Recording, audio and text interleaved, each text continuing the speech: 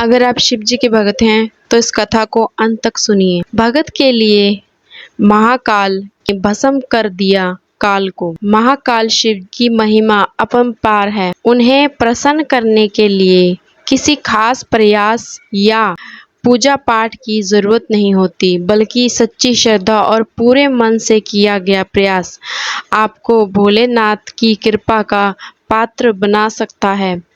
शायद यही वजह है कि आपने भक्तों के लिए महाकाल ने काल तक को भस्म कर दिया। ऐसी ही एक कथा मिली है हमारे धार्मिक ग्रंथों में, जिसे हम आपके साथ शेयर कर रहे हैं। मान्य है कि भक्तों का चरित्र पढ़ने और सुनने से भोलेनाथ की असीम कृपा और पुण्य की प्राप्ति होती है। तो आइए जानते हैं भगत के प्रति महाकाल की अगाध आस्था की जिस कहानी का हम जिक्र कर रहे हैं, वह स्वयं भगवान कार्तिकेय ने संतों को सुनाई थी। इसके अनुसार राजा श्वेतकेतु को की भोलेनाथ के परम भक्त थे। उन्होंने काल को भी जीत लिया था। राजा श्वेतकेतु सदाचारी, सत्यवादी, धर्म के मार्ग पर चलने वाले सूरवीर और प्रजा पालक थे। वह अत्यधिक ही निष्ठा और प्रेम भाव से पूजा का पालन और अज्ञात आस्था और श्रद्धा भाव से शिव भक्ति करते थे। उनके इस भक्ति भाव से महाकाल अत्यंत प्रसन्न थे। उनकी कृपा से श्वेतकेतु के राज्य के लोग दुख, दरिद्रता, अकाल मृत्यु और महामारी से अछूते थे।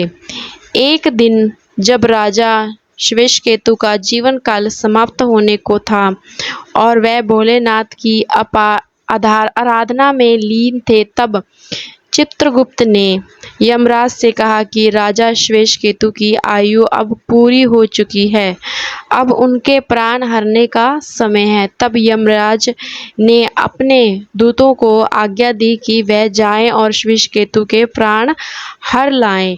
यमदूत राजा श्वेतकेतु के पास पहुंचे तो वह शिव मंदिर में थे। दूत बाहर ही खड़े हो गए। श्वेतकेतु गहरे ध्यान में थे। बहुत देर हो गई, ना श्वेतकेतु का ध्यान टूटा, ना ये दूत हिले। दूत बिना अपना काम किए खड़े रहे।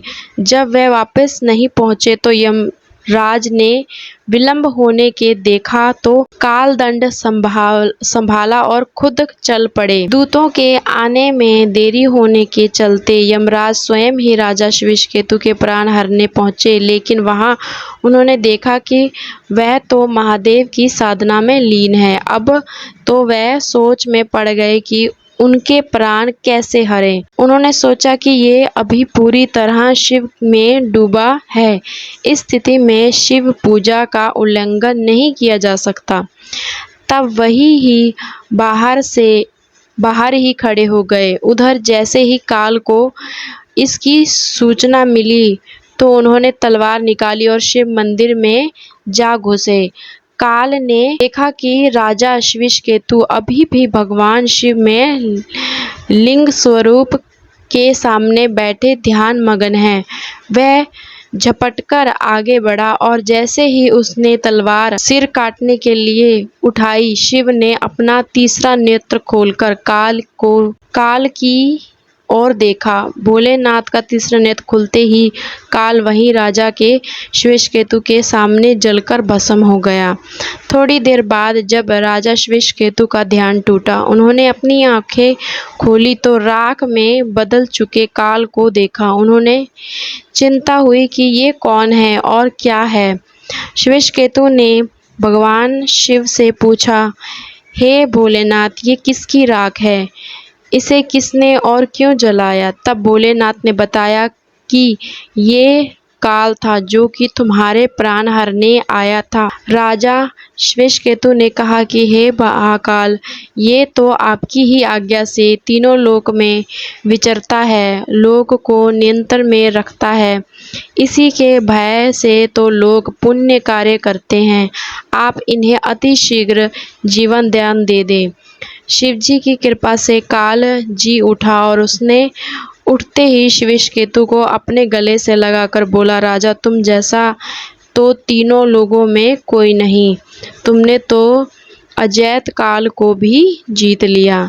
जीवन दान पाकर काल और यमराज ने कहा कि ऐसे जातक को शिवजी के परम भक्त हैं, सच्चे मन और पूरी श्रद्धा से महाकाल की पूजा में लीन रहते हैं, सिर पर जटा और गले में रुद्राक्ष पहनते हैं, विभूति का त्रिपुंड लादात पर लगाते हैं और पंचतर मंत्र का जय जप करते हैं, उन्हें कभी भी अकाल मृत्यु का ग्रहस नहीं बनता पड़ेगा।